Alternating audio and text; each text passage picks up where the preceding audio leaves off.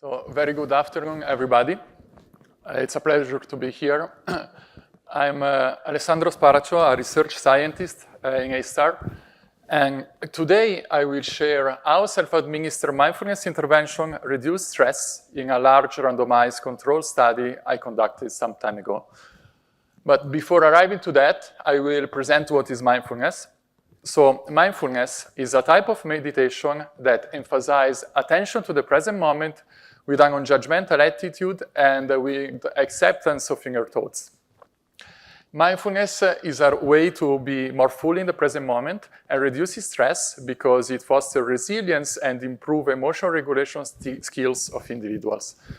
However, traditional mindfulness protocols can be quite expensive.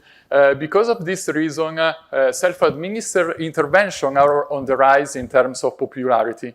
Indeed, you can meditate with a smartphone application and you don't need an instructor. These interventions are always available and are cheap.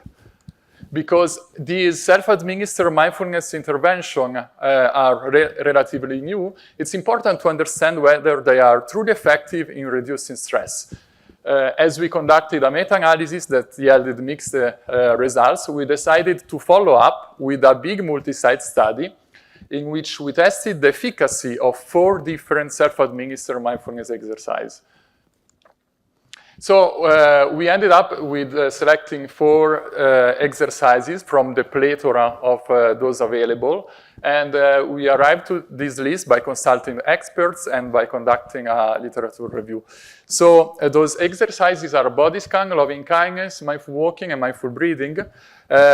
In these exercises have a common denominator that is the attention to the present moment. Whenever your mind wanders, you should redirect your attention to a different anchor. For body scan is the different sensation of the body you are scanning.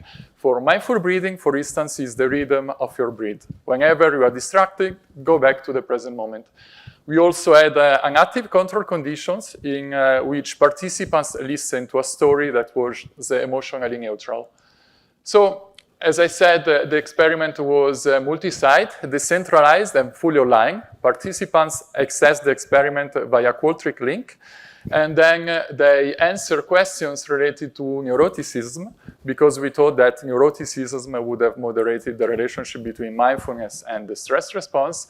And then participants were randomized to one of the different conditions. It was a between-subject design. So either the story, the listening of the story, or either one of the mindfulness exercises. So they listened to a track lasting 15 minutes, and they did the meditation. The track was recorded by the same certified mindfulness instructor.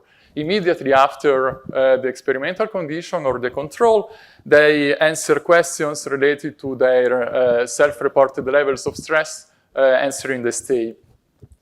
So, as I said, it was a big international study. We had 37 sites across the world that participated in the data collection.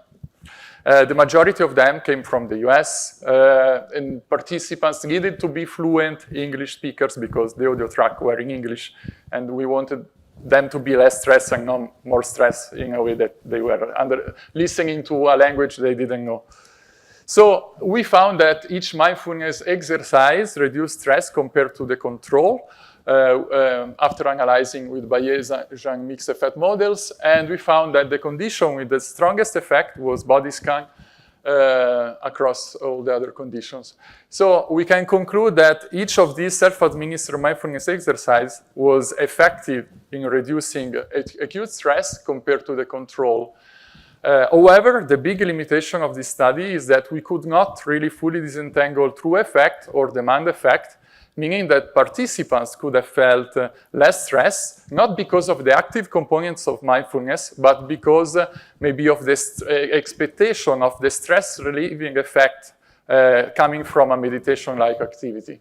Because of this, future studies need to implement a physiological measure such as heart rate variability to measure the stress response in a more sensitive way and disentangle true effect and expectation effect.